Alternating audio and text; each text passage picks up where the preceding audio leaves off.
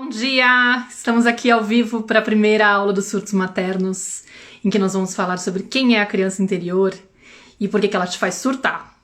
Oi Camila, tudo bom, querida? Já chegou aqui uma mentorana linda, maravilhosa. Como é que você tá? Vamos lá, gente, falem pra mim se o som tá bom, vocês estão conseguindo me ouvir? Preciso colocar alguma coisa aí pra melhorar? Tudo bom, Flor? Bom, me ajudem a divulgar, coloquem coraçõezinhos pra essa live chegar e alcançar mais pessoas. A gente tá no primeiro encontro aqui, na primeira aula dos surtos maternos. Eu tô muito emocionada. Quem viu meus stories agora viu que eu já chorei hoje. Minha criança interior já tava aí, toda sensível. Ai, que bom, que gostoso que vocês estão aqui. Me falem de onde vocês estão falando.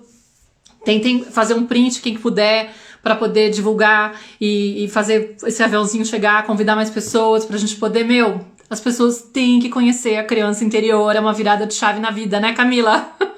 É um antes e depois, não é? Vai contando aí pra galera como que é o babado.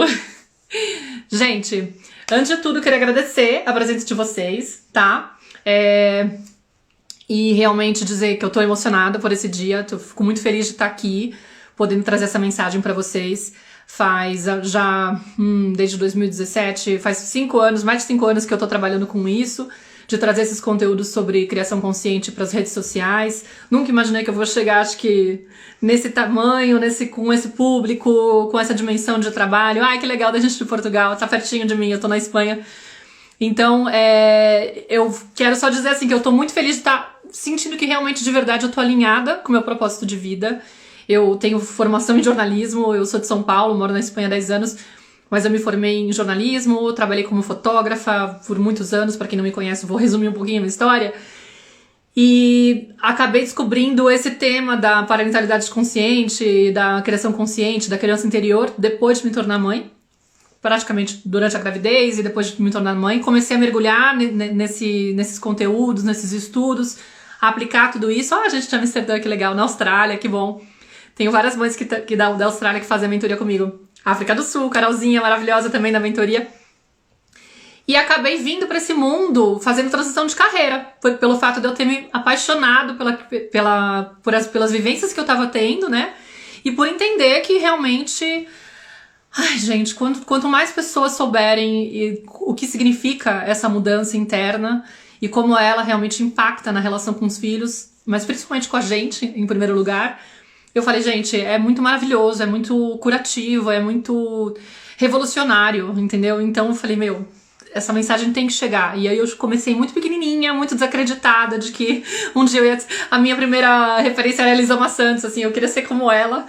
E não imaginava que um dia ia fazer live com ela, ia fazer podcast com ela, ia fazer parcerias com ela, enfim, coisas assim, por exemplo, né? E que eu ia estar mais ou menos como referência também no mundo materno. Então eu tenho muita gratidão por estar aqui nesse momento, podendo falar com vocês.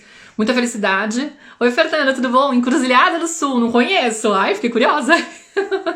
De Campinas, meu pai tá morando aí agora. E aí, enfim, queria contar então um pouquinho pra vocês, né? A ideia de hoje é poder falar pra vocês quem que é essa criança que mora dentro de nós, né? Ah, também, gente, sou autora da Tenda Materna, que é um podcast maravilhoso que eu faço com a Clarissa Giacchiara, tá? Não se esqueçam, quem não segue a Tenda Materna, busca a gente no Spotify e em outros lugares. A gente fala sempre de maternidade, autoeducação. Já temos mais de 4 anos juntas, já temos mais de 40 episódios. Acabou de sair um essa semana sobre o brincar da criança. Então quem tá com criança em casa aí, sem saber muito o que fazer, lidar com tédio, como usar a brincadeira, ouve esse último episódio que tá muito lindo, que a gente fez com a Demelo, tá? E assim, a minha ideia é que a gente possa pensar em como que a gente faz para se tornar, ao mesmo tempo que a gente descobre a criação consciente, fica totalmente seduzido e fala, nossa, eu quero muito poder preservar os meus filhos das questões que meus pais trouxeram sem querer, né? Ainda entendendo assim, beleza, eles fizeram o melhor que eles puderam, mas eles fizeram muita coisa errada, tipo, no sentido de... Eles provocaram muitas dores na gente, né? Com a melhor das boas intenções, na maioria das vezes, né? Tipo, eles realmente estavam tentando fazer o melhor deles. Eu sempre acredito isso, que tá todo mundo tentando o melhor que pode, né? Ninguém erra por vontade, assim, de atazanar com o outro. Erra porque tem muitas dores ou limitações. Mas eles fizeram o melhor que eles podiam. Eles falharam em muitas coisas no sentido de que podiam ter preservado a gente de muitas dores. Então a gente fica com aquela coisa do tipo, eu não quero que isso aconteça com meus filhos, né? Eu quero evitar, eu quero romper esse padrão, eu quero poder fazer diferente. Inclusive eu quero que ele não tenha traumas. Eu quero que ele olhe pra mim com orgulho lá na frente, que não seja como eu, que fico falando, por que você fez isso comigo? Como assim? Né? Tipo, sabe aquela dor que você não consegue aceitar, você tá lá julgando seus pais? De certa forma, a gente não quer ocupar o lugar dos nossos pais, né? Não quer fazer isso nem pra eles e nem se sentir essa pessoa. Só que a gente cai numa pegadinha, e eu caí nessa pegadinha. Porque eu entrei, até pela minha característica, eu publiquei esses dias aí na página esses vídeos da película, do filme Encanto, né? Mostrando tanto a vertente da Luísa, aquela que dá conta de tudo, que tem que ser forte, que não pode demonstrar nenhuma fraqueza, que tá lá pros outros, que é super disponível. E como é que faz, né, quando tem a fragilidade dela? Será que ela se sente no direito de demonstrar isso ou ela tem que reprimir isso pra se sentir incluída na família, né? O personagem que ela representa dentro do sistema familiar dela, ela não tem o direito de mostrar a fraqueza dela. Ela não se sente mais nesse direito e ela sabe que ela não vai ser aceita. Tem uma cobrança, né? Da mesma forma, eu também me identifiquei muito com a Isabela, que é a perfeccionista lá, a fininha perfeita, que é boazinha, que cumpre todos os requisitos, que é admirada por todos, que vai casar com um cara ideal, né? Que vai ter 5 filhos se ele quiser. Não tem problema, tipo, tem problema, mas ela não se atreve a questionar, né? Ela tá lá cumprindo aquele personagem também, os papéis daquele personagem, mas ela tá presa naquele personagem, ela não tem como sair daquilo, né?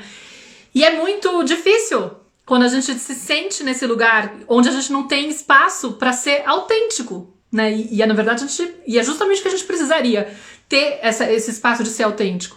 Não sei se vocês viram, vocês assistiram o videozinho que eu coloquei, muita gente comentou, viralizou, um deles viralizou bastante, foi bastante comentado. Olha, de Bebedouro, da Austrália também, Minas Gerais, a terra da minha mãe nasceu lá. Floripa, que delícia, a Clarissa tá morando em Floripa, queria muito estar podendo ir pro Brasil. Forno Alegre, eu tô no inverno feliz aqui também, tipo, 0 graus tava hoje, -1 quando eu saí de casa. Tô aqui em Colmenária, perto de Madrid. Mas enfim, tem essa questão, né? Então, tipo, a questão é, o que aconteceu? Quando a Nara nasceu, por eu ter esse lado muito perfeccionista, de querer fazer tudo direitinho, de querer dar conta de tudo, nossa, veio uma coisa do tipo, eu tenho que fazer essa parada dar certo. Minha filha não pode ter uma mãe imperfeita. No fundo, assim, não tinha isso na minha cabeça com essas palavras, tá, gente? Mas hoje, fazendo a leitura, né, com todo o autoconhecimento que eu tenho, já com um monte de processos internos e terapias e autoeducação e, enfim, estudos e tudo, eu investigo muito. Então, tipo, eu sei que o que tava me movimentando pra acertar como mãe era um desespero do tipo, eu não posso falhar com a minha filha, eu não posso falhar como mãe. Eu tenho que preservar ela das minhas dores. Ela não pode reviver o que eu passei, não viver o mesmo que eu passei, né? Que é uma das coisas que distancia a gente, às vezes, da criança que a gente tem diante de nós. É a gente ficar projetando a nossa criança interior, a vivência da nossa criança interior nela. Eu vou chegar lá no meio da aula. Fiquem aqui pra vocês escutarem como é que funciona isso. Mas por conta disso, eu fiquei tão desesperada de imaginar que ela poderia reviver coisas minhas, que eu falei que na minha cabeça eu tenho que fazer tudo direitinho. Aí eu fui seguir a cartilha de tudo que eu lia. Era tipo era uma cobrança interna. Não, se amamentar tem que ser até a criança achar que tá tudo bem, eu vou fazer o máximo possível para que eu possa dar peito até ela dizer não. Quem sou eu para poder colocar a minha vontade no meio, né? Tipo, o importante é pra ela. Não, se o BLW é o melhor, na hora que eu dou no negócio. Não, isso aí que eu tô fazendo não é BLW. Pelo amor de Deus, o que vai acontecer com essa menina, entendeu? Tudo eu ficava estudando e tentando seguir que nem uma louca, achando que, tipo, aquilo era melhor pra Nara. Só que nessa, gente, eu tava, sem querer, tanto me cobrando ser uma pessoa que eu não era, não permitindo que eu fosse eu mesma, né? Não sendo autêntica como mãe, que aí que eu acho que é esse que é o ponto que virou pra mim, né? Como eu também não tava conectada com a minha filha, não tava maternando a Nara, eu não tava sendo a mãe que ela precisava. Tava sendo uma mãe, tipo, praticamente robotizada, seguindo uma cartilha e distante da energia dela, tipo, sem entender o que ela tava manifestando. Não tinha uma conversa entre Nara e Maíra, tinha, tipo, a filha que eu acho que era praticamente a miniatura da Maíra, né? Tipo, olha, vou fazer tudo pra que a Maíra não reviva aquilo, entendeu? Mas não era a história da Nara, era a história da Maíra que eu tava olhando. E não tinha eu. Tinha, tipo, uma versão que eu achava que eu tinha que seguir o tempo todo. Óbvio que com isso eu fiz coisas lindíssimas, gente. Eu não vou desprezar e falar que não é por aí, não vamos estudar, não é. Pelo contrário, acho super importante a gente conhecer, até porque, de fato, a gente viveu uma educação muito opressora, que não era respeitosa, né? Que tinha muita violência oculta e explícita na forma como nossos pais agiam com a gente, muito controle, muita desconfiança, muito. Nós fomos, de fato, crianças invisíveis. Então esses conteúdos, eles são muito importantes. Mas é importante a gente fazer um filtro e a gente entender que eles viram uma referência, mas que eles não podem ser uma prisão. Porque senão a gente não tá... Vocês entendem o que eu tô querendo dizer? Essa diferença? Então na hora que eu comecei a assimilar que eu não precisava ser essa mãe ideal, eu precisava ser a mãe suficiente, eu precisava ser eu mesma, isso com abuso de poder, eu precisava ser autêntica e que tudo bem, eu tenho imperfeições, que inclusive isso era curativo, isso era maravilhoso para minha filha, ela poder ver o meu lado imperfeito e entender que todos nós temos falhas, todos nós temos sombras, que a gente não precisa só ser luz e felicidade e estabilidade, tranquilidade, aquela coisa maravilhosa. Não existe isso, entendeu? Isso é infantil, isso é um desejo infantil de querer controlar a ponto de impedir que a vida traga o desconforto, né? Que a vida traga a imperfeição. E aí, quando eu comecei a entender que o caminho era integrar isso e não negar isso e ficar tentando resistir a isso e tentando controlar para que isso não surgisse, foi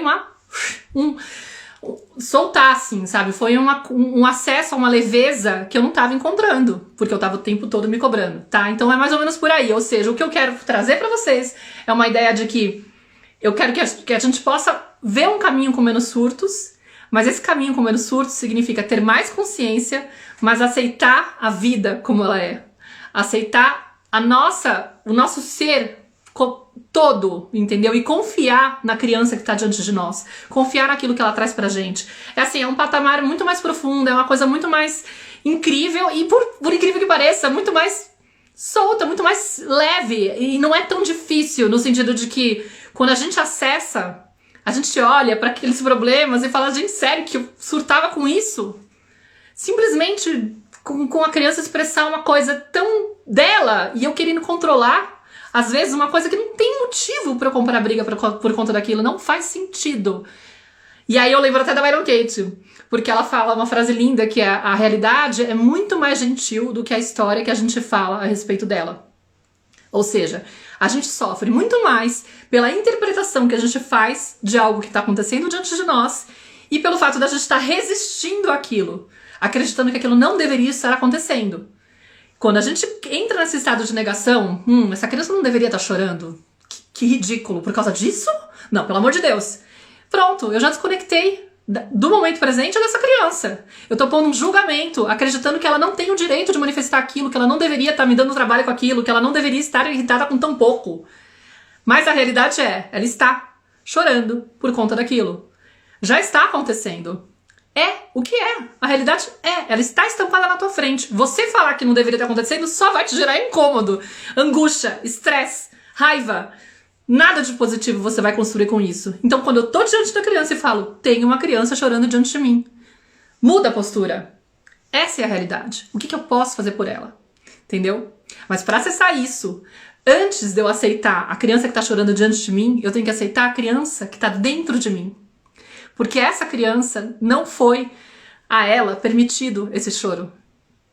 Então, como não permitiram pra ela, é muito difícil olhar pra criança que tá diante de mim e falar, isso é legítimo. Na minha ideia, isso parece uma bobagem sem tamanho, tá? Então vamos começar por aí, vai ficar salva, tá? Eu vou salvar e vai ficar disponível pra vocês durante essa semana. Só durante a semana do evento. Depois ela vai, essas aulas, essas 4 aulas, tá? Elas vão virar um bônus exclusivo para as pessoas que se inscreverem na minha mentoria, que vai abrir vagas no dia 24, tá bom? Com adolescente também, gente, com qualquer idade, com adulto também, entendeu? Os surtos a gente tem com todo mundo, quando a gente tem uma criança revoltada dentro de nós, entendeu? Uma criança invisível que não foi escutada, tá? E aí é o seguinte, Qual que é a ideia? Por favor, desliguem os dispositivos de vocês. Vamos tentar se concentrar nessa aula, tá? A gente vai ter 4 aulas pra eu explicar, né? Esse evento, o que vai ser? Vão ser 4 aulas gratuitas que eu vou dar pra vocês. Hoje, quarta, sexta e segunda-feira que vem, tá? Nessas 4 aulas a gente vai falar sobre hoje quem é a criança interior e por que ela te faz surtar. Na quarta-feira a gente vai falar por que nós surtamos com os erros, pra poder entender justamente essa parte do por que eu tenho tanta dificuldade de lidar com o erro dos meus filhos ou das outras pessoas, né? Depois a gente vai ter uma terceira aula que é muito especial, que inclusive é muito emotiva, que fala do que eu quero parar de surtar. É possível? Né? É possível maternar, educar os filhos sem surtos? Né? E por último, na segunda-feira do dia 24, que é o dia que eu vou abrir vagas para minha mentoria, a gente vai falar sobre como maternar a criança interior. E aí eu já deixo aqui claro que a intenção desse encontro é que vocês possam ter uma degustação do que é a vivência que eu faço dentro da mentoria Maternar Consciente. Que eu abro turmas, esse ano eu acredito que eu vou fazer só 2 turmas, então vai ser agora, provavelmente no segundo semestre, de grupos reduzidos, são 60 mães em 2 grupos de 30, tá? Só. E aí, lá eu tenho a possibilidade de acompanhar vocês mais de pertinho durante 9 semanas, depois eu vou explicar mais pra frente como que vai ser e tal, mas a ideia é que vocês possam sentir. Faz sentido a lógica da Maíra, a linha de trabalho dela, a forma como ela trabalha a criança interior. Tem muitos profissionais que trabalham com criança interior e o meu jeito é muito único, muito meu. Hoje eu já assumo que é meu, né? Eu não tenho mais vergonha de falar essas coisas, mas eu trilhei um caminho para facilitar o caminho de vocês, porque eu passei perrengue. Até me atrever a chegar perto da minha criança, mesmo sabendo de tudo que podia me proporcionar de positivo, eu morria de medo, eu entendo quem tem. E acredito que eu, por tentativa e erro, dei umas presepadas no caminho e eu gosto de, enfim, formatei isso de um jeito para poder facilitar o caminho de outras pessoas, acreditando que tem muitas pessoas que funcionam do meu jeito e que vão se identificar. E aí, aqui é uma chance de vocês entenderem se faz sentido ou não ingressarem nesse outro processo. Mas a série em si, gratuita, tenho certeza que vai ser muito potente e que já vai trazer pra vocês, assim, uma virada de chave, uma possibilidade de vocês entrarem em contato com essa criança linda, maravilhosa que mora dentro de vocês e que muito provavelmente está se sentindo invisível até hoje, tá? Então, a ideia é, se vocês tiverem alguma dúvida, coloquem aqui, eu vou tentar. Eu tenho dificuldade, confesso, mas eu vou tentar acompanhar vocês e mais no final da aula eu tento retomar algumas dúvidas pra não perder a linha do raciocínio, tá bom?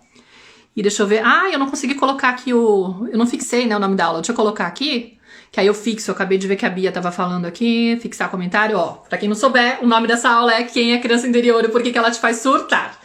Ai, tô feliz, gente. Tem mais de 500 pessoas aqui online. Da última vez tinha umas 500 também. Mas hoje tá mais ainda do que da outra vez, hein? Vamos ver se a gente sobe aí. Me ajudem a... Quando vocês colocam os coraçõezinhos, vocês ajudam essa live.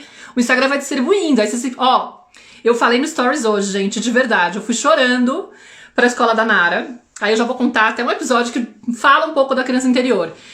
Claro que, tipo, promover um evento como esses, pra mim, assim, é um prazer maravilhoso, mas também vem senso de responsabilidade, vem aquela insegurança de, tipo, será que vai dar alguma coisa errado? Não quero falar, mas tá tendo Mercúrio retrógrado, então a gente sabe que tem um desafio aí de que vai que acontece...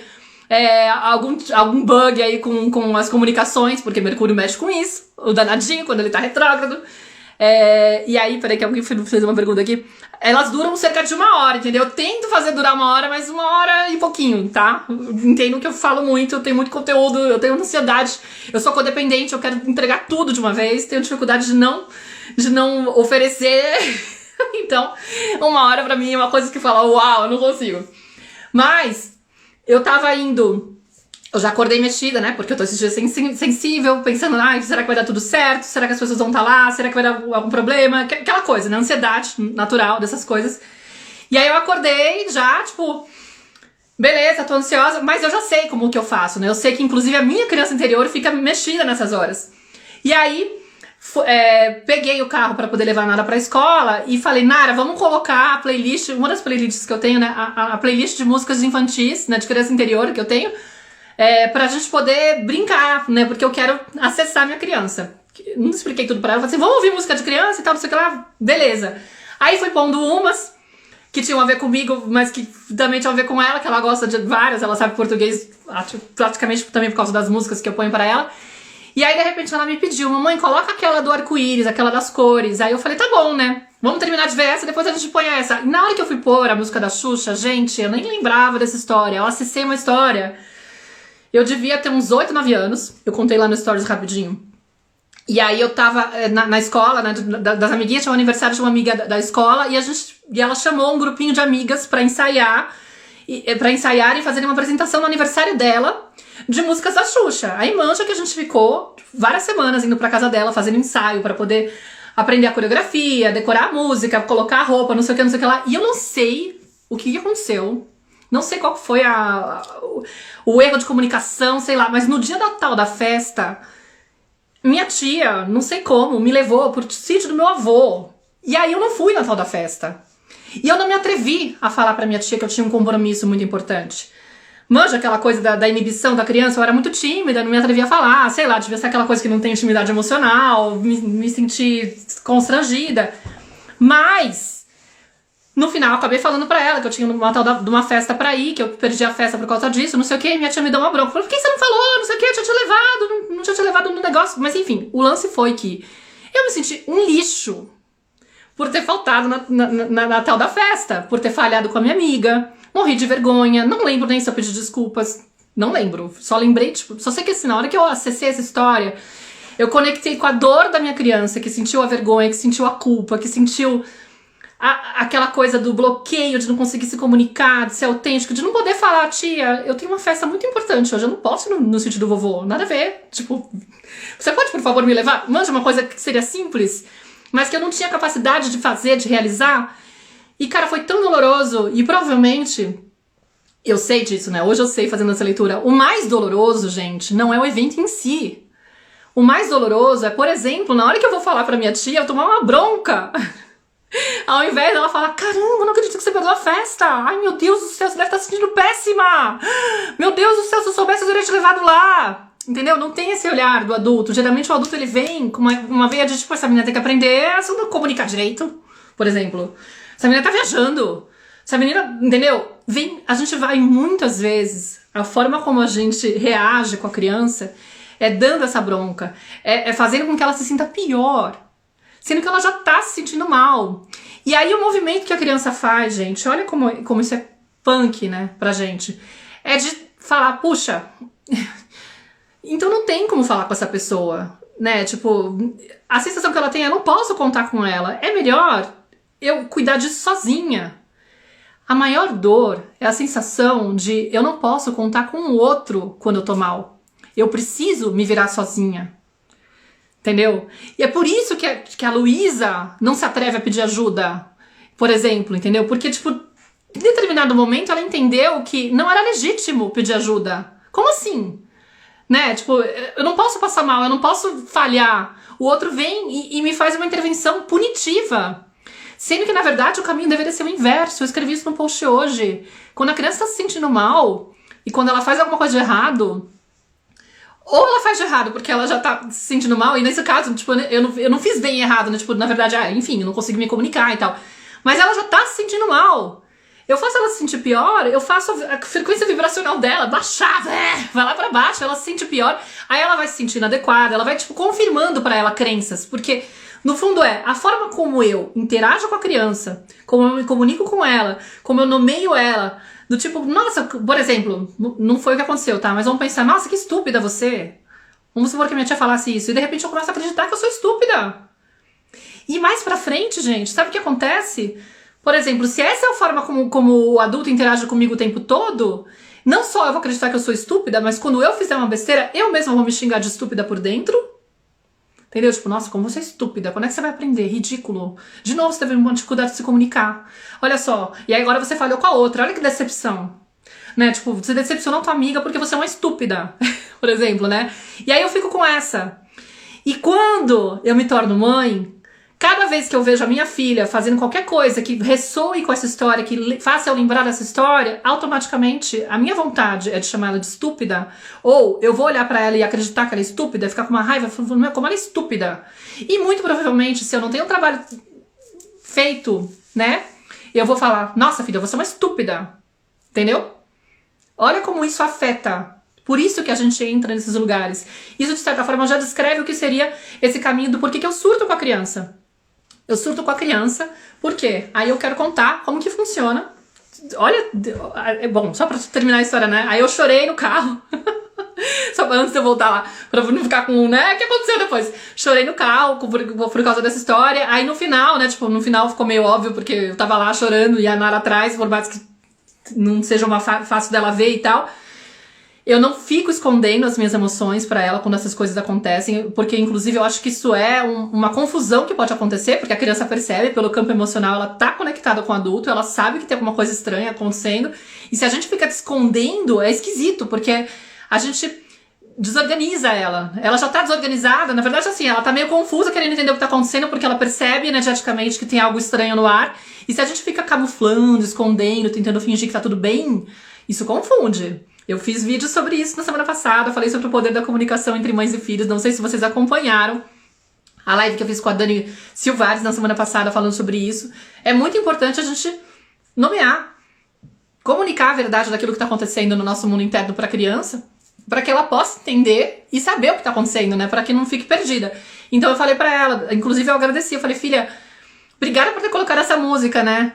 Aí eu fui passar para a seguinte, ela falou, mas por que obrigada, mamãe? Aí eu pausei, falei assim, obrigada, porque eu acabei lembrando de uma história que fazia muito tempo que eu não acessava. Você quer saber? Aí eu contei pra ela a história, né, tipo, aconteceu isso e aquilo e tal. E agora, ouvindo essa música, acho que é porque eu tava nessa história de vamos conectar com a criança, eu tô meio que trazendo, assim, né, porque eu gosto de hoje em dia eu chamo muito ela, a minha criança interior, pra estar presente, né, e acho que acabei acessando isso. Lembrei dessa história e chorei, porque provavelmente na época eu não tive espaço pra poder trazer tudo que aquilo me doeu, entendeu? Porque no meu jeito, hoje eu sei, eu aprendi a reprimir o meu choro. E lá naquela situação eu devo ter escondido, sentido vergonha, sentindo que não tinha sentido eu ficar mal, que eu tinha que aguentar, que eu tinha que ser forte, né? Bom, enfim, o que ficou claro hoje é, ainda tinha choro sobre essa história dentro de mim. Então eu acessei, permiti, e foi ótimo, porque senão acho que aqui eu estaria chorando agora, debulhando em lágrimas, e talvez sendo um pouco difícil de vocês me entenderem. Mas eu dei uma limpada, e eu fiquei ainda chorando um pouco depois, né? E aí eu expliquei pra ela, e falei assim, é por isso que a mamãe chorou, porque eu tava com coisa guardada, e foi bom, obrigada, porque acabei limpando uma coisa. E é esse o trabalho lindo da criança interior. Porque hoje, quando eu acesso essas questões, eu já não fico com medo, já não fico com vergonha, já não fico com raiva de mim, não fico me sentindo inadequada. Eu simplesmente falo, uau, legal, acessei uma coisa que é importante eu ouvir, dar espaço para que a minha criança tire de dentro. Porque fica dentro, galera. Não tem esse papo de que, tipo, vou fazer essa criança aprender a dormir sozinha, por exemplo, porque aí ela vai parar com essa história de ficar chorando, e ela vai parar com essa história de ficar pedindo atenção. Entendeu? Ela não vai mais ficar dependente de mim. Gente, isso é uma leitura tão equivocada, que aí eu já vou puxar o gancho então pra explicar qual que é o caminho, né, pra gente entender a criança interior. Se a gente tivesse uma árvore diante de nós, né, e a gente fizesse um corte nessa árvore, no tronco dela, a gente vai ver aqueles vários anéis, certo? Vocês lembram dessa imagem? Vocês têm essa imagem na cabeça? Se eu tivesse apresentação aqui, que eu não uso o iPhone, então eles não me deixam. Mas quem tem iPhone pode fazer a apresentação, eu não vou poder pôr a imagem aqui, né? Da outra vez eu peguei no iPad, dessa vez eu esqueci, mas tudo bem, aceito minhas imperfeições. Mas a gente tem os anéis da árvore, certo? Quando esses anéis, na verdade, eles são uma representação das várias fases dessa árvore, né? Como se, tipo, o anel menorzinho é o caule pequenininho, né? A idade que ela tem quando ela tá nascendo, conforme ela vai crescendo, ela vai criando essas camadas em volta. Só que aquela lembrança, aquele desenho fica registrado. Olha que é muito linda essa imagem. A criança interior seria também a nossa fase menor, né, mais novinha, dentro de nós. É como se a gente tivesse várias camadas de crianças dentro de nós, né? Obrigada, Flor do Colo Cura. A gente vai crescendo, só que o registro da nossa história tá dentro de nós. Claro que é uma metáfora, né, gente? Mas vamos lá. E aí, todas as lembranças, todas as experiências que a gente teve estão lá dentro de nós. Só que, as coisas dolorosas, aquilo que doeu, aquilo que machucou, aquilo que gerou uma ferida dentro de nós, a gente chama da parte da criança interior ferida, né? E muitas vezes o que acontece? Várias questões que a gente viveu não foram nomeadas ou ficaram no nosso inconsciente até por proteção. A gente, para sobreviver num ambiente hostil, para poder se sentir aceito, muitas vezes teve que se proteger, criar uma máscara, criar uma espécie de forma de lidar, um comportamento compensatório, alguma coisa, para poder enfrentar aquela realidade hostil, aquele ambiente onde você percebia a ameaça de não se sentir amado. E aí a gente acaba, muitas vezes, escondendo de nós mesmos, da nossa psique, essas experiências para poder passar por aquilo, porque aquilo é muito doloroso de enfrentar. É quase como se tivesse um descolamento mesmo, né? E aí, isso ficando guardado e escondido, muitas vezes, inclusive, pelo fato de estarem nomeando a nossa história com uma interpretação que é um pouco desviada da realidade, a gente acredita, muitas vezes, que não aconteceu nada lá atrás. Eu não tenho motivos pra ter raiva. Por quê? Eu era uma criança tão boazinha, tão tranquila. Minha mãe fala que eu não dava trabalho nenhum, que eu era super doce, que eu era muito fácil de lidar. Por que será? Estranho, né? Tipo, você ter tanta raiva dentro de você e de repente uma vontade incontrolável até de bater nos filhos, ou de agarrar o filho, de empurrar a criança, de gritar com ela, ou muitas vezes você tá surtando constantemente e você não entende, porque você era uma criança muito tranquila. Não faz sentido isso que a Mayra tá falando. Ela fala que quando você apanha, você acaba batendo. Mas eu não apanhei. Por que eu tenho raiva do meu filho? Por que eu me descontrolo? Eu era tão tranquila, minha mãe fala que eu... Nossa, e eu lembro da minha infância, era tudo tão legal. Meus pais me amavam tanto... Não faz sentido, não. Tem alguma coisa que tá esquisita nessa parada. Então eu vou explicar o que acontece. O bebê nasce, bom, antes dele nascer, o bebê tá lá no útero, que é um ambiente perfeito, vamos combinar, que é um ambiente perfeito, né? Por quê? Porque ele recebe tudo que ele precisa. Delivery, assim, como é que te fala? Livre demanda, né? Tipo, vem a comida, vem o calorzinho, ele tá aquecido, tá tudo sendo recebido no tempo devido, né? E emocionalmente ele deve estar muito bem, exceto quando a mãe tem algum surto, que ela também tem. Mas geralmente ele tá num ambiente onde ele tá recebendo tudo que ele precisa, sem ter que esperar por nada, né? É 100% de qualidade lá. O corpo humano tá perfeito lá, provendo tudo que ele precisa. Quando ele nasce, é uma ruptura. O próprio parto em si já é duro. E a partir de então... O que a gente tem da experiência, assim, das leituras do que fazem para poder explicar como que é, o bebê ele nasce totalmente conectado com as necessidades dele.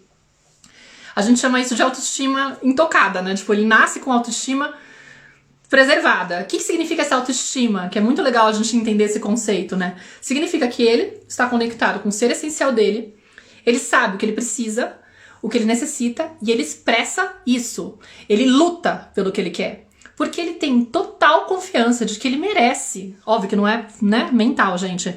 Ele merece aquilo. Ele sabe que aquilo é importante pra ele, ele se sente importante e ele reivindica isso a gritos, chorando, e dane-se o mundo tem que estar lá pra ele. Ele confia que aquilo vai vir. Ele sabe que se eu chorar, alguém vai vir me acudir. Entendeu? Porque, como assim? Né? Tipo, é o ambiente perfeito, ele tá querendo reproduzir aquilo. Óbvio que ele tá totalmente enganado. Tadinho. Ele não tem ideia de que aqui fora não é bem assim, não é útero, amigo. Você vai ter que se adequar. Só que muitas vezes o que acontece? Esse adulto que tá, o cuidador desse bebê, né? Primeiro ele tá muito em fusão emocional com a mãe, então, tipo, no primeiro momento o que ele tá buscando também é esse amor, né? Esse adulto, ele tá muito acostumado a ler a legitimidade das necessidades físicas desse bebê. Óbvio, se ele tá com fome, eu vou dar comida, eu vou dar o peito, eu vou dar a mamadeira. Se ele tá com frio, eu vou colocar coberta. Se ele tá sujo, eu vou trocar a roupa. E por aí vai, certo? Ninguém vai questionar a necessidade do bebê de comer. Verdade? Alguém fala assim, nada a ver. Bom, tudo bem. Quando a gente tem a ideia da livre demanda, muitas pessoas ficam achando que tem que passar o tempo, mas assim, sabe que tem que alimentar o bebê, dar comida, calor e tudo mais. Quando a criança tá demandando amor, afeto, toque, carinho, presença, colo, né, segurança do contato com a mãe e tal, aí já entra uma interpretação do adulto. Por quê? Porque a gente tá numa sociedade patriarcal, né, galera? Então, vamos criar aí essa ideia de que vamos ter consciência de que é promovida essa separação entre mãe e bebê, né? É muito comum as pessoas acreditarem que essa criança, esse bebê, ele tem que se acostumar o quanto antes a ser independente. Que ele não pode depender desse pai e dessa mãe desse jeito, assim. Que isso é muito exagerado. Que ele tem que entender que o mundo não é assim. e vamos lá, vamos ajudar ele a ficar independente o quanto antes. Como se oferecer esse colo, esse afeto, essa presença fosse um jeito de estimular uma dependência, ou que isso vai tornar esse bebê dependente. Faz sentido o que eu tô falando? Não é mais ou menos assim? Muitos de nós temos medo de ofertar, de oferecer, de atender essa demanda do bebê, porque não vê essa legitimidade, tem um certo medo, uma certa cisma, uma certa preocupação. E aí fica querendo, né, medir, controlar a quantidade, né, dosar essa quantidade, né, para poder não promover isso. Só que a gente não tem na cabeça a clareza de que o bebê, ele nasce dependente. Ele não se torna dependente por conta desse estímulo que a gente estaria provocando. Na verdade, inclusive, ele nasce feto. A gente já sabe que o bebê, se ele fosse durar o tempo certo da gestação, ele ficaria pelo menos 12 meses dentro da barriga. Ou seja, ele nasce com esses 3 meses aí, ainda em condição de feto. Ele só não fica 12 meses porque ele não passaria pelo canal da vagina.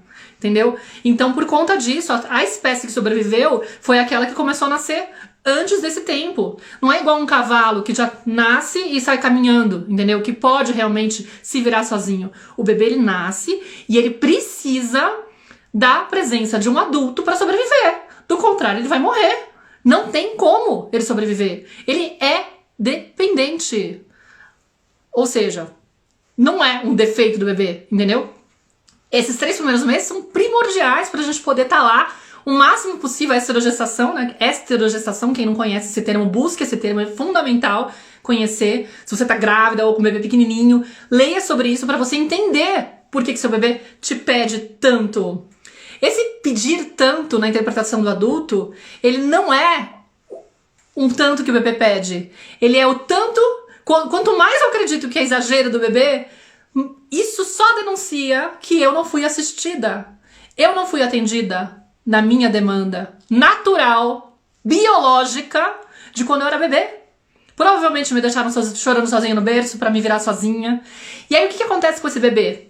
Ele tá lá, nasce totalmente conectado, confiante. Ele fala, meu, tô precisando, tô sentindo falta da minha mãe, tá faltando. Amor não é capricho, galera. É necessidade básica, emocional.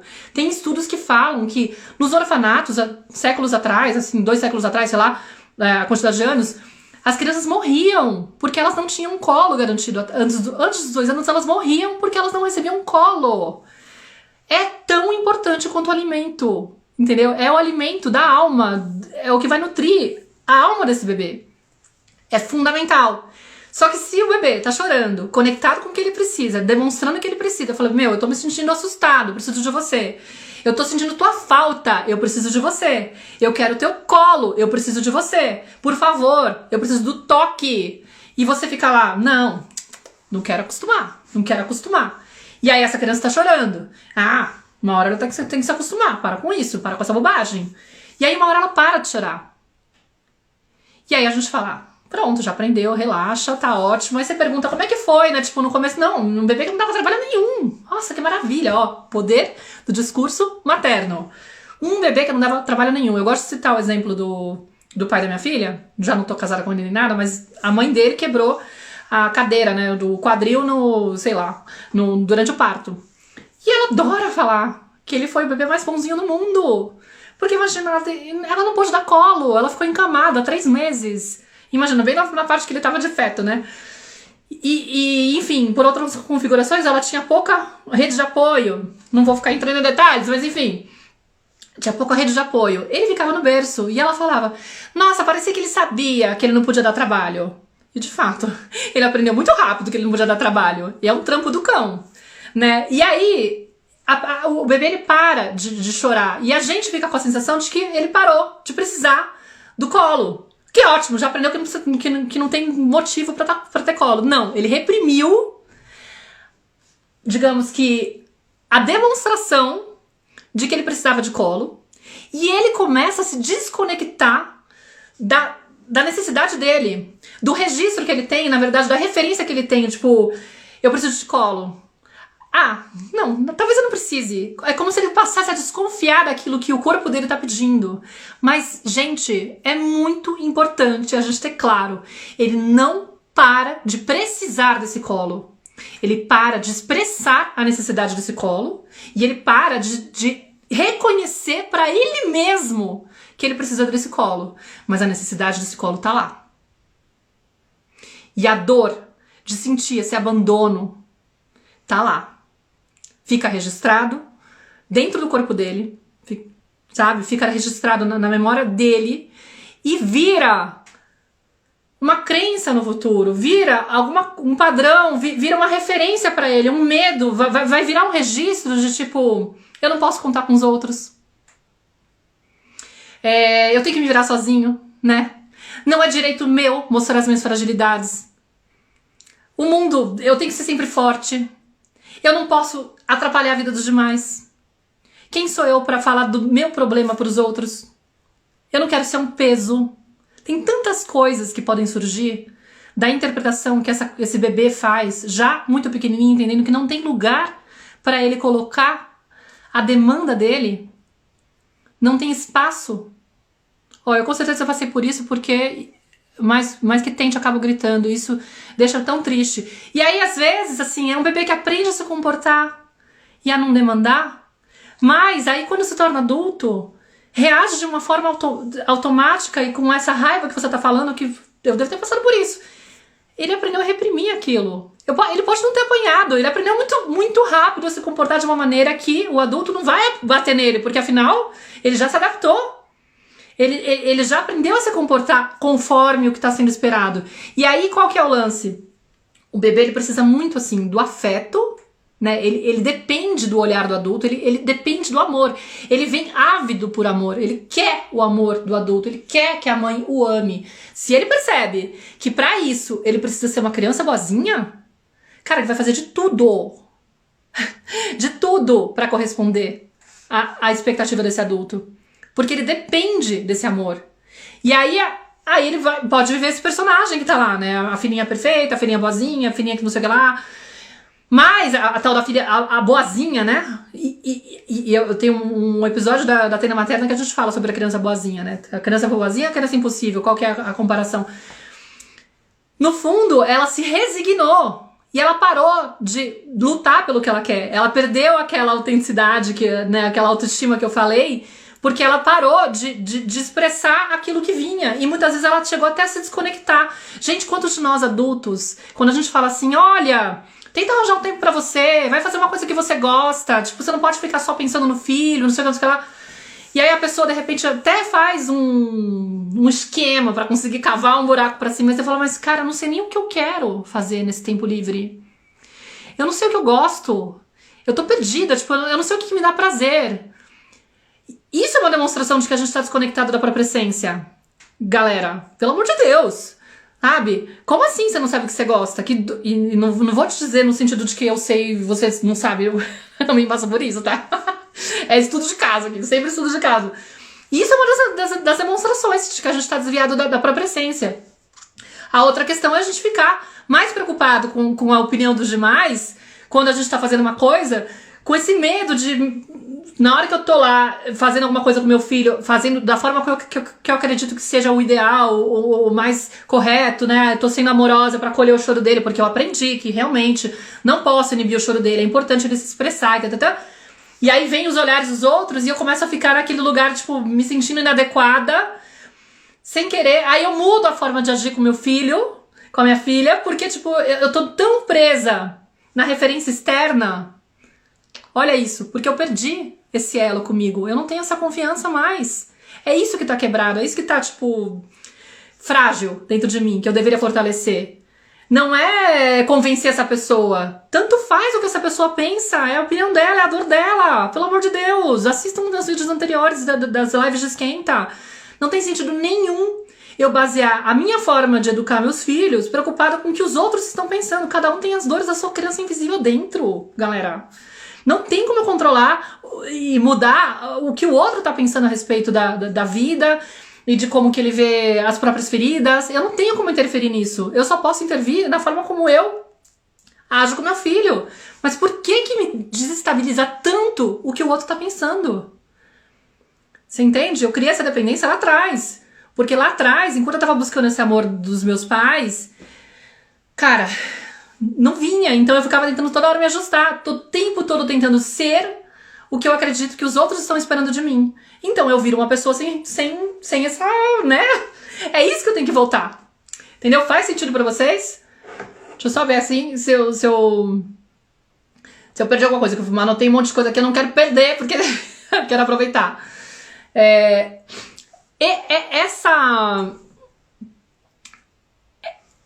O que vai acontecer quando eu me torno pai e mãe, né? Pra voltar pra isso aí. Vamos pensar nessa criança aí. Ela cresceu nesse esquema, de repente ela teve esse choro reprimido, ela aprendeu muito cedo a corresponder ao que os pais estão querendo, então ela se reprimiu muito, ela aprendeu a engolir o próprio choro, né? Ela tem lá uma dificuldade de demonstrar a vulnerabilidade dela, de permitir acessar esse choro, de estar lá, né? Gente, é um lugar que a gente se sente inadequado. E eu tenho certeza que, assim, a grande maioria de vocês vai sentir isso, porque isso é a realidade da criança invisível. A gente se sente inadequado por estar frágil, por ter vontade de chorar, por sentir raiva, por sentir medo e até por estar alegre, né? Porque até isso, gente, tem uma dor muito grande que eu tenho, é quando eu vejo a Nara muito contente e às vezes correndo pra lá e pra cá, e aquilo me dói, e eu sinto vontade de falar, para de ficar se mexendo. Ai, para com essa história. Eu falo, gente, que loucura a gente se incomodar com a expressão livre de uma criança que tá alegre, se movimentando e brincando e sendo ela mesma e correndo pra lá e pra cá.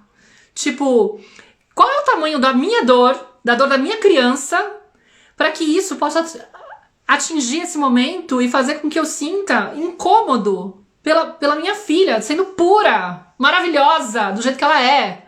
Sabe? Eu fico falando, cara, não é possível, eu devo ter sido muito reprimida numa coisa boba dessa, do barulho que a gente faz. Manja, aquela coisa, ai, criança barulhenta, para, se movimentando demais. Chega disso. A gente não consegue aceitar nem o movimento da criança.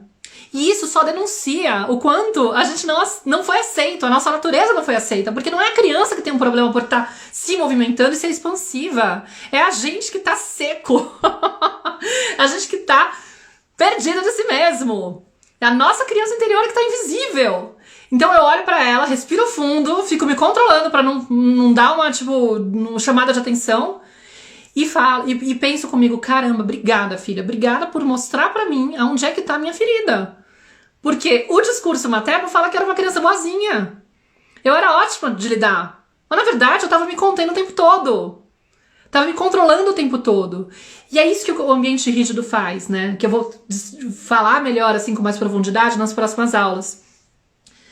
Quando a criança ela recebe várias intervenções o tempo todo, do tipo, meu, para com esse choro, bobagem. A estratégia da minha mãe, por exemplo, era mandar pro quarto, e aí era, boca de couro não rasga. Pode chorar. Do tipo, isso daí é manha, entendeu? Se tá chorando, tá fazendo escândalo, é porque tá afim de manipular, de conseguir o que quer, ou tá sensível demais. Eu nem sei qual que era, porque eu não lembro direito, entendeu, gente? Eu acesso um pouco pelo que a minha criança me conta. Mas eu não tenho lembranças práticas, é até uma dúvida que muitas pessoas têm, mas eu preciso lembrar, eu não lembro. Não importa. A forma como você se comporta hoje denuncia o que você sente hoje. Se eu tô diante da minha filha chorando e aquilo me provoca um desespero, eu quero de qualquer forma acabar com aquele choro quanto antes. Gente, uma criança chorando é a coisa mais natural do mundo. Ela vai chorar várias vezes ao dia. A gente tem crianças pequenas, elas são intensas emocionalmente. Elas não têm facilidade de processar as coisas. Elas têm o corpinho delas funcionando de maneira perfeita. Vem o desconforto, vem a sensação a situação que me incomoda, vem a frustração, aquilo gera um mal-estar, e aí o que eu aciono? O choro para poder liberar o mal-estar. A coisa mais linda do mundo, mais perfeita. O choro ele vem para poder curar. Ele é curativo. E aí vem o adulto, que foi reprimido lá atrás, que ensinaram pra ele que aquilo era inadequado, exagerado, absurdo, ridículo, não sei o que, nananã, cismou com aquilo, comprou aquela história, aí a central dos atendimentos para crianças invisíveis, eu vivo explorando isso, ele acreditou naquela lorota, entendeu? Ele acreditou naquela história. Caiu no conto. Falei, amiga, agora você tá diante do choro da tua filha falando, meu, que absurdo, que exagero, como assim? É inevitável, isso chega na tua orelha, entendeu? inconscientemente ou conscientemente. Quanto mais trabalho de conscientização você faz, mais você consegue reconhecer quando isso chega e aquilo começa a contaminar seu sistema. E aí, de repente, você sai do momento presente. Você pluga com a tua história da criança interior, sem querer, de forma inconsciente. Você entra no medo de minha filha vai ser fraca. Não, eu não quero que isso aconteça com ela não vai dar conta.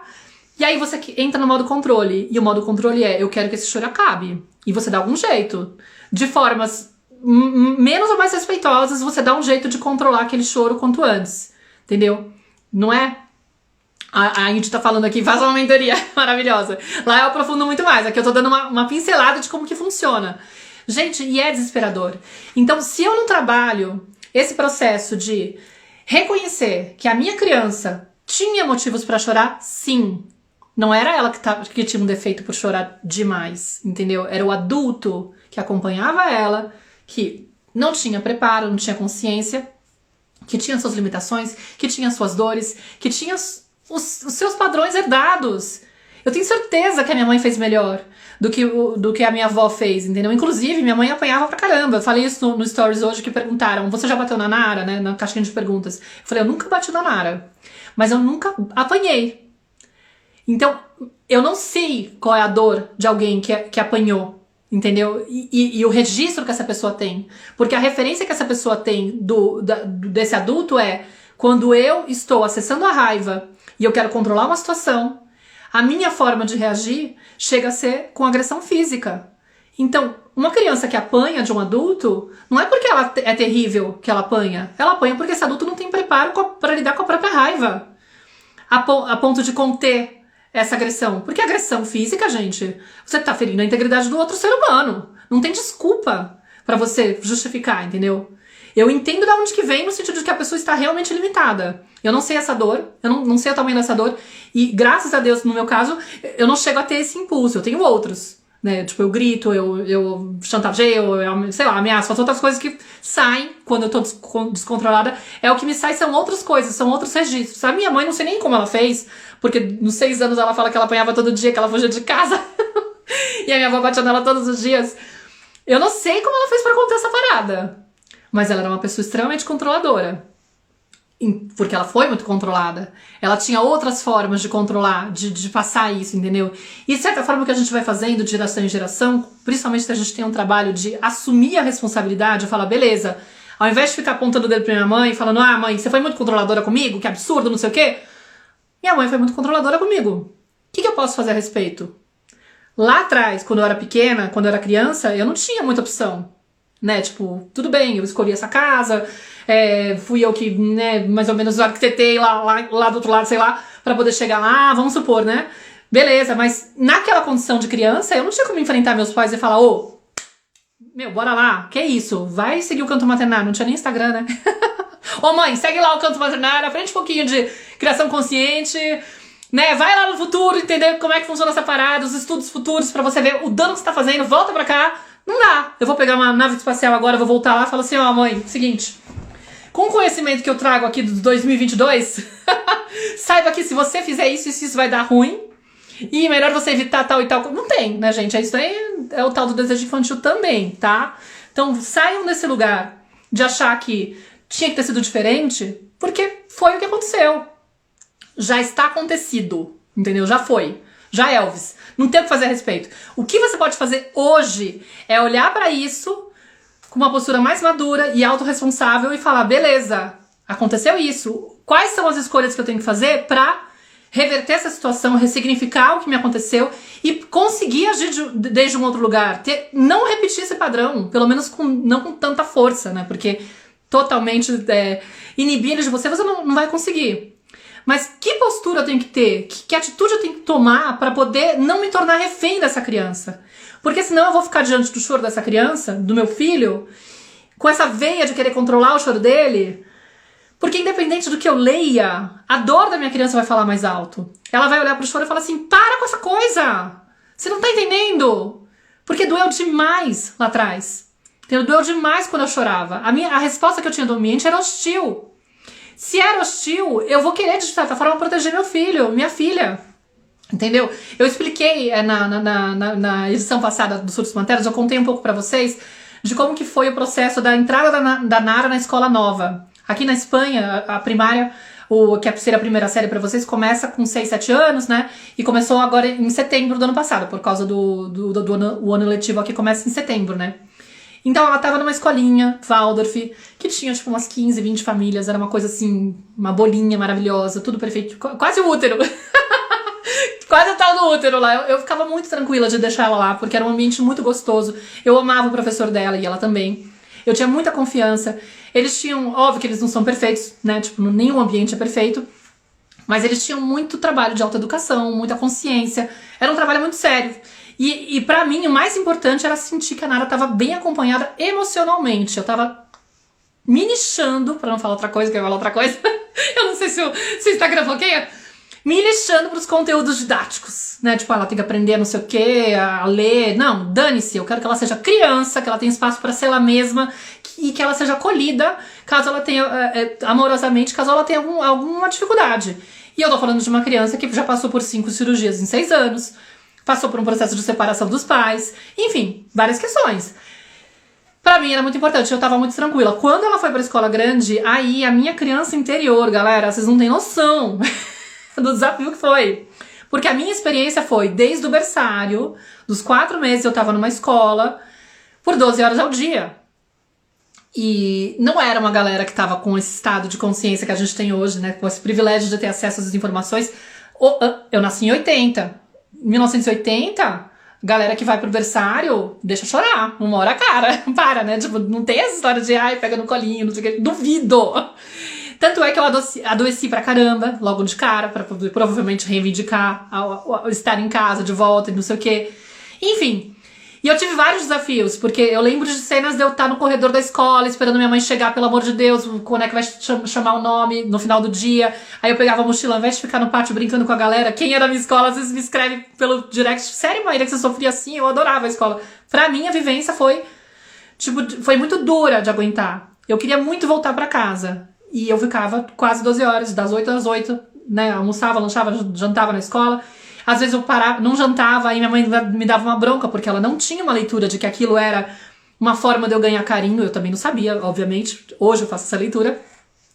Mas o lance foi que foi muito doloroso até a 8ª série ficar nessa escola. E eu tinha uma associação de que escola grande igual sofrimento, bullying, sensação de deslocamento, não conseguir me sentir à vontade, querer voltar pra casa, me sentir abandonada pela mãe. E aí na hora que eu fui colocar a Nara na escola grande, eu fui conhecer a tal da escola, foram 2 que a gente teve que visitar. Gente, eu ficava num estado interno de desespero e já não tinha mais intimidade tanto com o pai dela, porque a gente já tava separado, já não tem aquela coisa de ficar trocando, então nem abri muito pra ele, como eu estava, me abria mais que com vocês, como eu tava me sentindo. Mas eu via nitidamente a diferença, porque a referência dele com a escola grande, com a escola que ele teve, aqui perto, inclusive, porque ele é daqui, né? Maravilha! Ele entrava e falava, nossa, essa quadra é incrível. Eu falava, nossa, ela vai sofrer no esporte. Eu odiava. Ela vai ser a última a ser chamada, tadinha, ela vai se sentir super de trás, não sei o que. Ele, meu, incrível, ela vai poder jogar basquete, não sei o que, não sei o que. Ele achava tudo incrível e eu achava tudo aquilo desesperador. E eu ficava me contendo, ela não tava nessa visita, né? Mas eu vi nitidamente como é diferente, né? Quando a gente tem um registro diferente. Então o meu trabalho, conhecendo já como que faz, né, sabendo que era a minha criança interior que tava lá, super mexida e se sentindo assustada, só de falar já mexe no meu plexo solar agora, porque eu lembro da situação de eu estar entrando na escola, cara, aí eu falava, cara, eu vou ter que dar espaço pra ela, não vai ter outra, porque senão eu corro o risco de projetar na Nara as minhas experiências e ficar já antecipando pra ela o que pra mim foi doloroso, acreditando que ela vai viver aquilo sim ou sim e que eu tenho que protegê-la daquilo. Olha o perigo se você não conhece a tua história, se você não entende os seus gatilhos, se você não sabe o que te doeu, o porquê te doeu. Você pode viver a tua vida com esse véu na frente, que faz você interpretar a situação que está diante de você, achando que é uma repetição daquilo que você viveu, inconscientemente. Então eu estava amedrontada com a escola. Tudo bem, que no final foi uma experiência ruim. Eu também tinha um pouco de intuição. Foi ó. Eu tive que filtrar muito, me trabalhei pra caramba. Só que assim, ao mesmo tempo foi lindo. Porque o que acontecia? eu comecei a experiência de levar ela pra lá. E cada vez que eu levava, eu ia acessando esses medos da minha criança. Então eu ia me trabalhando. E aí, diferente do que eu fazia antigamente, que era tentar fugir desse desconforto que surgia nesses momentos, eu sabia que era primordial, ao invés de fugir, eu visitar esses desconfortos e dar espaço para eles. Então eu fazia um movimento muito ousado pensando no meu padrão, que o meu padrão seria me anestesiar, como quase todos nós, encontrar uma forma de anestesia para o sentir. Eu ia pro carro, deixava a Nara na escola, dava aquele tchauzinho, virava as costas, começava a chorar, né, tipo, discretamente, né, tipo, deixa eu passar pelo pátio da escola, voltar pro carro. Antes de ligar o carro e ir embora, dar aquela escapada, eu pegava esse óculos, trocava pelo óculos escuros, falava, eu também não sou, tipo, tão descolada a ponto de achar que tudo bem eu sentir na frente dos pais que estão passando pelo estacionamento. Mas eu punha óculos escuros e chorava por um tempo pra minha criança poder se expressar. Porque do contrário, eu corri o risco de ligar o carro, colocar um podcast da Ivone Laborda ou da Byron Kate, das minhas referências deusas maravilhosas, e falar, não, faz de conta que tá tudo certo, vida que segue. E aí eu já chegaria em casa, começaria a trabalhar e daria tipo um perdido no assunto, entendeu? E aí o que ia acontecer com a minha criança? Socorro. Quem é que olha pra mim? De novo eu tô sozinha. Tá doendo pra caralho, eu tô assustada e ninguém tá aqui pra mim. E eu parei com essa sacanagem com ela, gente. Esse foi o trabalho que eu comecei a fazer, entendeu? É isso que eu quero convidar vocês a aprenderem a fazer. A darem espaço pra essa criança se expressar. A darem esse carinho, essa presença. Porque a maior dor é passar sozinho. Entendeu? É passar sozinho pela dificuldade. Não é passar pela dificuldade. A dificuldade está lá, gente. Não vamos ser infantil e acreditar que o mundo pode ser 100% sem desafios. Vai acontecer. Você vai viver conflitos, você vai viver problemas, você vai viver frustrações. A vida vai te trazer, tipo, coisas que você não queria que estivesse acontecendo. Ponto. Pandemia é a expressão máxima disso. É ou não é? Não adianta a gente ficar incomodado com raiva de quando acontecem as coisas. Vai acontecer, mais cedo ou mais tarde. O ponto é, como que eu me comporto? Se eu fico nessa vibe de me cobrar, tá sempre forte, igual a Luísa, galera, quando é que eu vou dar espaço pra minha criança falar, meu, eu não queria que minha filha tivesse que ir pra uma escola grande. Claro que você não queria, a sua experiência foi uma merda. Você sofreu, é óbvio. Então eu aprendi a maternar essa criança, a conversar com ela, dar espaço pra ela, a falar pra ela, é normal você tá assim, zoada nesse momento, entendeu, amiga? Tipo, não é por nada. E conforme eu dava espaço pra ela, aquilo foi limpando, não é, Carol? Faz sentido pra você? E aí o que acontecia? Conforme eu ia dando tchauzinho pra ela, cada dia que passava, gente, era a coisa mais emocionante. Eu falava, gente, tá mais fácil, não tô acreditando. Tá mais fácil. Tudo bem que ela também tava se adaptando, também tava se ajeitando, também tinha a historinha dela acontecendo e me dando um pouco de confiança, apesar de que ela tava passando vários perrengues, tanto é que a gente tirou ela de lá. Tá, não foi tão fácil nesse sentido. Mas a associação que eu fazia, quase que automática, escola grande igual sofrimento, escola grande igual abandono, ela vai passar por... Aquilo foi limpando. E aí eu fui percebendo a maravilha, gente, que é isso. Porque isso também é lindo, né? Quando a gente faz as pazes com a realidade como ela é, e sai desse lugar infantil de acreditar que não pode ter perrengue, que esse é o nosso trabalho, evitar o perrengue, tanto da vida quanto da criança, né? Vamos lá, controlar para que ela fique sempre bem, para preservar ela, né? Cara, a gente entra num lugar de, inclusive, acessar o inverso.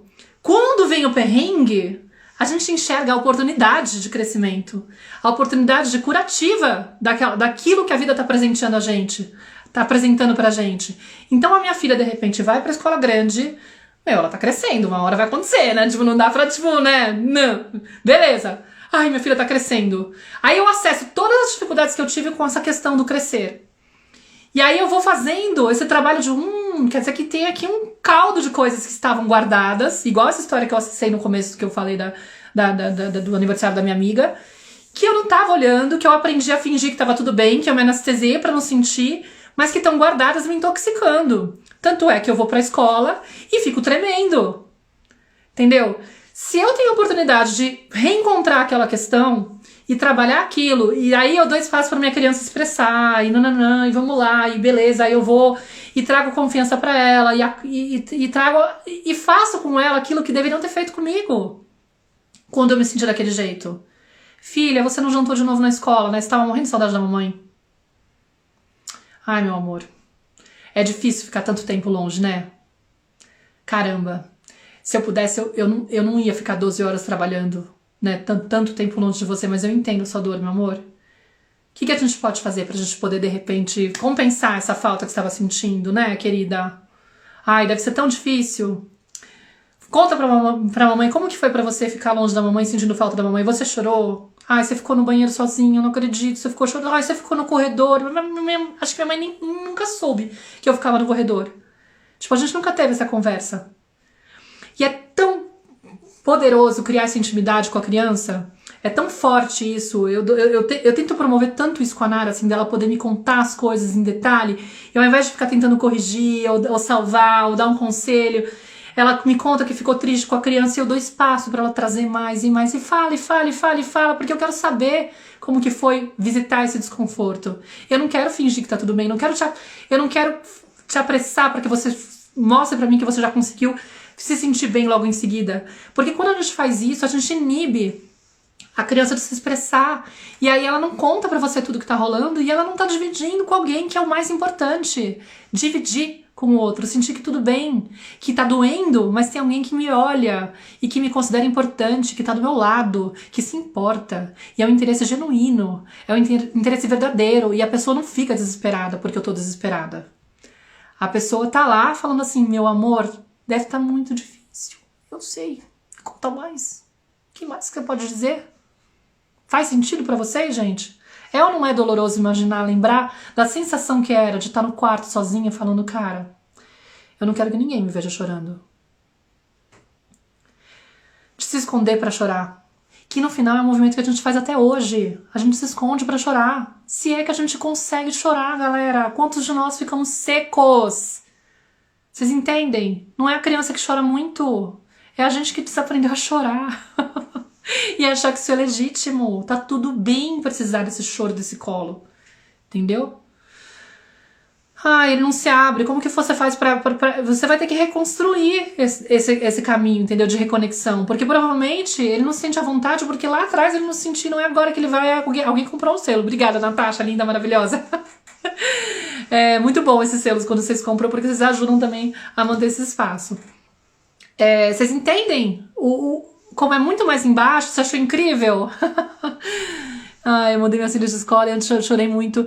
E vocês entendem que dá pra ver cada detalhezinho como se fosse uma oportunidade e não como algo que você tem que controlar, desesperar e arrancar a sua vida, evitar que aconteça. Não!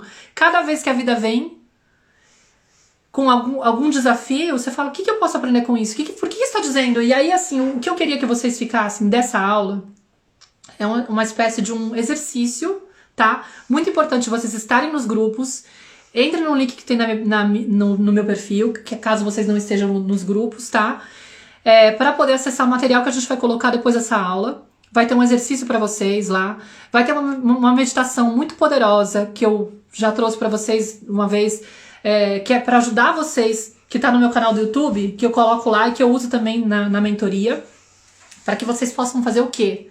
Tirar os medos que vocês têm em relação ao futuro do filho de vocês. Porque esse medo desconecta a gente da criança.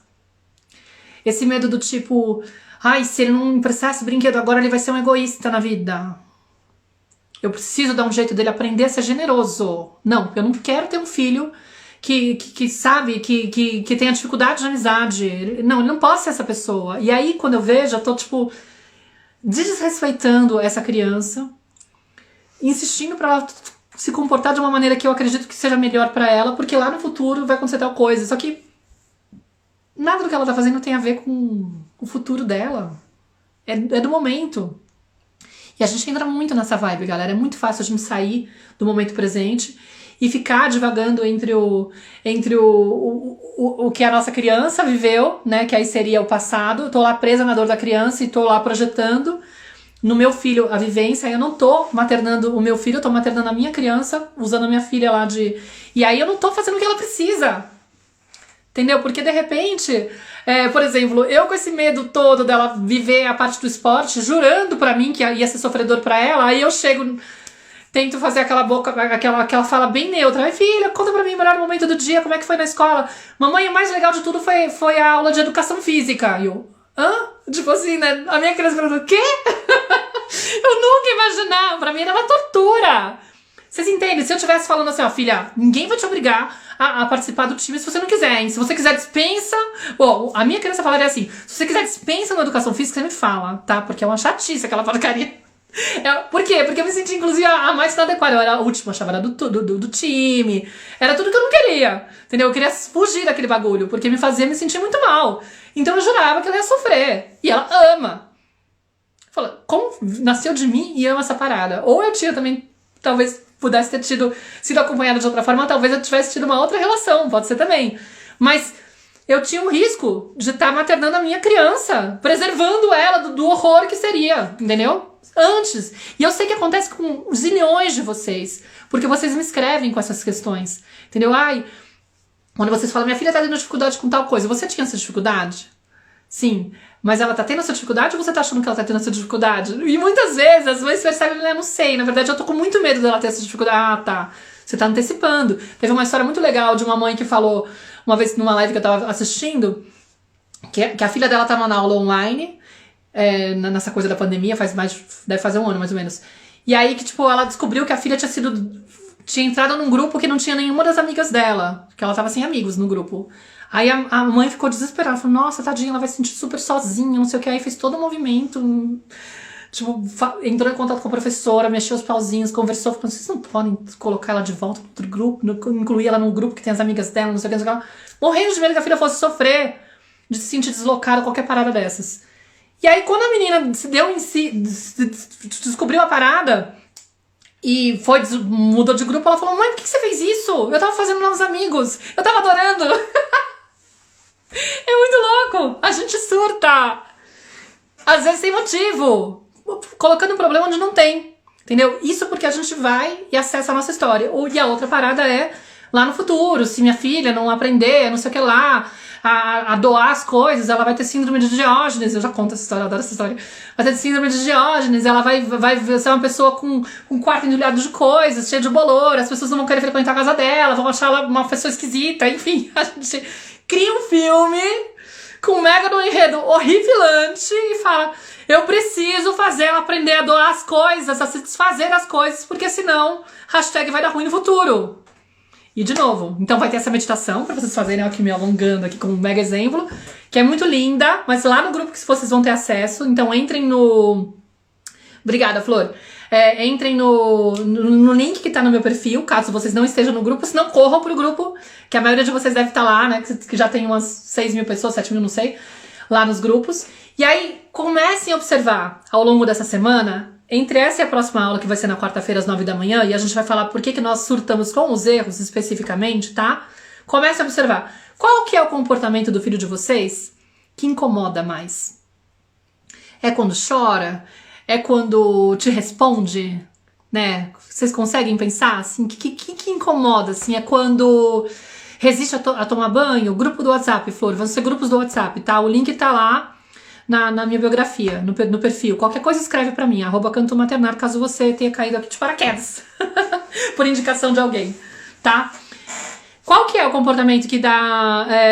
depois do síndrome de Diógenes é aquela que a pessoa acumula tudo, não consegue jogar nada fora? Que dá um desespero. Eu tive uma sogra que era assim, gente, o desespero. Que aflição, você entra tem um quartinho na casa que tem tudo, a pessoa não consegue... A pessoa não consegue se desfazer.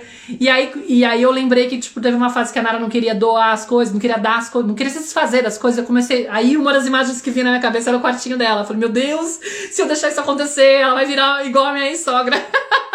É muito doido, a gente entra nas paranoias. O choro te incomoda? Quando responde pra você? E aí, qual que é a ideia? Começa a tentar visitar, né? O que me incomoda, né? Que tipo de medo eu tenho nessa situação? O que vem na minha cabeça? Qual que é a paranoia que vem do tipo, se eu deixar essa criança continuar respondendo pra mim, vai acontecer isso com ela. Quero que vocês comecem a investigar isso.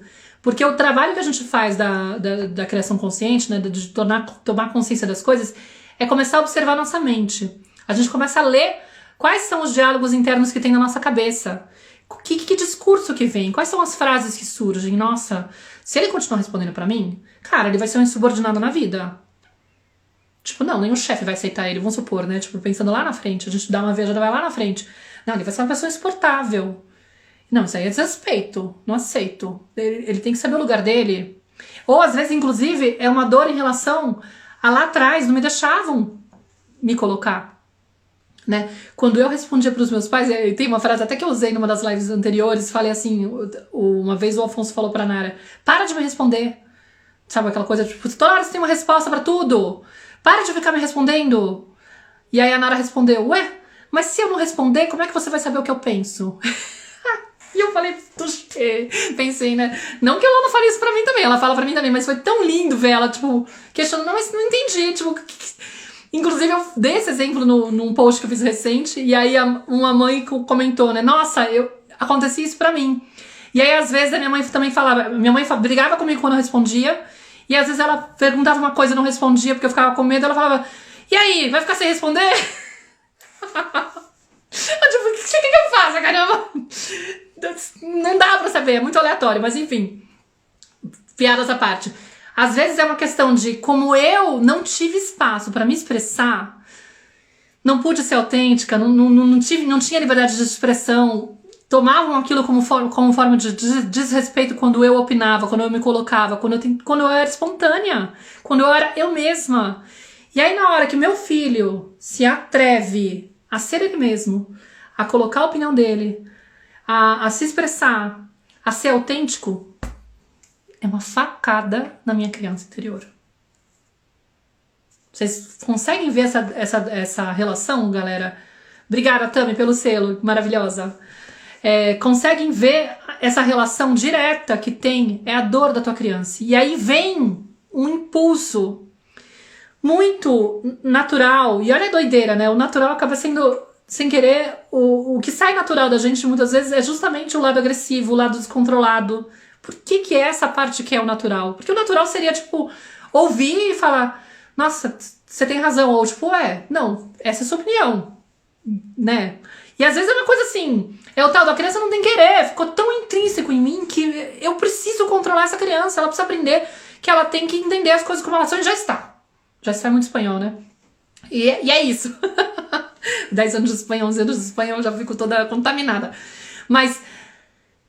não é a criança que tá inadequada por ter a opinião dela. Como assim? Ela não pode falar o que ela quer? Entendeu? O que é esse responder? Porque às vezes esse responder pode ser tipo, de um jeito que você considera que realmente é desrespeitoso. Pode ser inclusive uma repetição do jeito como você responde pra ela. E você também teria que se observar e ser humilde e falar, na verdade ela tá fazendo igual eu faço com ela. Ai, vou morder a língua aqui, né? Porque eu tenho vontade de dar uma bronca nela. Mas se eu for pensar bem, o tom que eu falo com ela muitas vezes é nesse tom. Então, amiga, aí dói. Dói porque, tipo, a gente não tem o direito de dar uma bronca quando a gente também não tá sendo exemplo. E aí reconhecer que eu posso estar sendo respondona pra minha filha muitas vezes, tipo, esse estilo de resposta, aí dói, né? Tipo, eu não queria... é tão mais gostoso quando a gente pode dizer que o problema tá com a criança. Na central de invisível, do central de atendimento de crianças invisíveis, eu vivo fazendo essa desconstrução, mas peraí, como você se comporta com a criança? Então é doloroso, porque quando a gente vai na criação consciente, na verdade a gente é obrigado a olhar pra si. A gente vai entendendo que o processo de educar os filhos não é educar os filhos, é educar a si mesmo. Entendeu? Eu que vou ter que, na verdade, olhar para a forma como eu estou me comportando e vendo como eu estou colaborando para que o comportamento da criança seja esse. Ela não aprendeu a responder dessa maneira do nada, entendeu? Não surge, não brota espontaneamente. Tem alguma coisa que ela tá repetindo. E aí, muitas vezes me dói e eu tenho vontade de controlar por causa dessa criança. Então vai ter essa meditação aí para vocês treinarem um pouco isso. Então, observem, do que eu tô com medo. Eu tinha esse comportamento quando eu era criança, né? Tipo, por exemplo, eu era respondona, eu tinha essa coisa de responder. Se eu tinha... ou era algo que eu tinha que reprimir. Também tem isso. Eu tinha que segurar tanto que na hora que a criança faz, me incomoda. Mas como que eu era tratada se eu respondia os meus pais? Que tipo de intervenção eles faziam? E aí, por conta dessa intervenção, como que eu me sentia em relação a mim mesma e em relação aos meus pais? O que isso gerava dentro de mim? Que crenças eu comecei a ter a respeito de mim? É melhor eu ficar quieta. Melhor aprender a ficar calada. Porque imagina eu tentando me colocar, receber uma resposta hostil para algo que poderia ser interpretado como algo natural da criança. Ela tem o direito de ter a opinião dela, por exemplo. E aí o pai e a mãe dão um jeito de falar, de jeito nenhum. E aí eu aprendo que eu não tenho espaço para fazer isso. Se eu não tenho espaço, se não é legítimo, se é errado, se é inadequado, se eu me sinto mal quando eu tento fazer isso, eu aprendo a reprimir. E aí a minha criança não tem o direito de fazer isso, não. Que isso? Tem essa não. Entende? Tá? Comece a observar isso. E aí deixa a coisa... Vai sentindo. Vai sentindo. E aí a gente se encontra aqui na quarta-feira, às 9 da manhã, nesse mesmo local. Mas vão pros grupos agora, pra vocês poderem receber. Ah, e outra coisa, eu fiz um post agora, já tá lá tava programado, né, pra sair, um post que é pros insights dessa aula, tá? Então eu queria muito que vocês fossem lá e colocassem no comentário, não é pra colocar só emoji ou tirar alguma dúvida, coloquem algum comentário de algo que vocês aprenderam no encontro de hoje. O que foi de mais impactante que vocês tiveram aqui, que vocês acham que vale a pena contribuir e compartilhar lá de insight? Já vou te explicar, Marcela. Para que vocês... E aí a ideia é fazer um sorteio. Então na quarta-feira, às 8 da manhã, 1 hora antes do encontro que a gente vai ter para falar por que nós surtamos com os erros, que vai ser o tema da segunda aula, às 9 da manhã na quarta, eu vou fazer um sorteio rapidinho, tá? Pelo Instagram. Eu vou abrir o Instagram aqui para fazer ao vivo com vocês. E vou sortear uma entrevista que eu fiz com a Ivone Laborda há uns 2, 3 anos atrás. Maravilhosa, que não sei se vocês seguem a Ivone Laborda. Ela é espanhola. Eu traduzo muito dos posts dela pra minha página, já publiquei muita coisa dela, já conheço ela, fiz workshops com ela aqui, fiz workshops online com ela. É uma das minhas referências também, ela é autora do livro Dar Voz al Niño, não tá traduzindo ela para o português, tá em processo aí para traduzir faz anos. E eu fiz uma live com ela sobre por que nós não somos capazes de oferecer amor incondicional para os nossos filhos. E assim, foi um encontro muito lindo, que eu legendei, fiz todo um trabalho bonitinho para poder deixar ele num formato legal. E eu sorteio ele para vocês, para o acesso dele para essas pessoas que fizerem esses insights, que colocarem lá os comentários nos insights, tá? Então corram para lá depois desse encontro, coloquem lá o maior insight que vocês tiveram. E aí isso é muito legal, por quê? Porque as outras pessoas vão saber do conteúdo, às vezes vão acessar a reprise por conta disso, entendeu? Porque, gente, pra mim, de verdade, o principal, e é o que me emociona, que fez eu chorar no stories hoje de manhã, era por isso que eu tava tão sensível, eu acabei acessando a minha criança interior hoje de manhã. Porque, cara, quando eu vejo a enxurrada de pessoas, eu vejo aqui que tava com mais de 600 pessoas online no pico do negócio, quase 700 pessoas aqui conectadas, me escutando, eu visualizo a casa de vocês. Eu visualizo cada casinha, cada adulto. Eu sei que pelo menos tem uma pessoa do lado de lá, mas pode ter 2, né? Podem ser 1.200, vai saber. Mas são 1.200 possibilidades de eu despertar o coraçãozinho de vocês pra vocês falarem assim, nossa, quer dizer que tem uma criança aqui dentro. E ela tá se sentindo sozinha, abandonada. E ela tá precisando de mim. E eu posso ir pro encontro dela. Ela não precisa mais se sentir sozinha. Eu posso resgatar essa criança. E a partir do momento que eu fizer isso, a sua vida vai mudar. Eu te juro, a tua vida vai mudar. Numa profundidade, numa dimensão que você não tem noção. Então, pra mim, é como se fossem 1.200 criancinhas, ou pelo menos 600, que têm a possibilidade de serem reencontradas, resgatadas. Pelo menos a criança dentro de vocês. A criança invisível que mora dentro de vocês, certo? E aí, qual que é a repercussão? Se você aprende a ver a criança que está dentro de você, se você traz luz para ela, se você torna ela visível, se você aprende a acompanhar ela, se você decide que você não vai deixar ela nunca mais sozinha na vida e que você vai legitimar tudo que ela sentir e respeitar tudo que ela trouxer e confiar em tudo que é dela e provar para ela que ela é maravilhosa, incrível, como ela é, mesmo com todas as imperfeições, você vai ter a capacidade de olhar para os seus filhos desde um outro lugar, com muito mais confiança e aceitação. A possibilidade de você conseguir aprender a aceitar seus filhos incondicionalmente, assim, cresce numa proporção gigante. Então eu olho e falo assim, minimamente tem 600 crianças sendo resgatadas com a possibilidade de serem resgatadas, mas a repercussão, entendeu? Eu não sei. Porque você vai aprender a ler, a ver em todas as crianças do seu entorno e nos adultos. Você vai reconhecer as crianças que estão dentro. Ou seja, vocês entendem? Por isso que eu falo que é revolucionário, tá? Então, assim, brigadíssima, vai ficar salva, tá? Você que chegou depois, vai para os grupos lá para poder acessar a reprise e o material que eu deixei, a sugestão dessa meditação, um PDF que vai ter o resumo e esse exercício que eu coloquei no final vai estar lá descrito também. Então, assim, sempre tem um caderninho para vocês anotarem. E aí, quem perguntou da mentoria? A mentoria é isso que eu tô fazendo aqui, só que com muito mais profundidade. Vão ser 9 semanas acompanhando vocês. Encontros semanais, eu mudei o formato. Eram 8 semanas, agora são 9, porque eu incluí o módulo da Byron Katie. Depois eu vou explicar mais pra frente quem que é a Byron Katie, pra quem não conhece e tudo mais. Mas aí vai ser uma possibilidade muito mais potente de vocês darem uma turbinada no processo de autoeducação de vocês para poderem fazer esse encontro com a criança interior de vocês.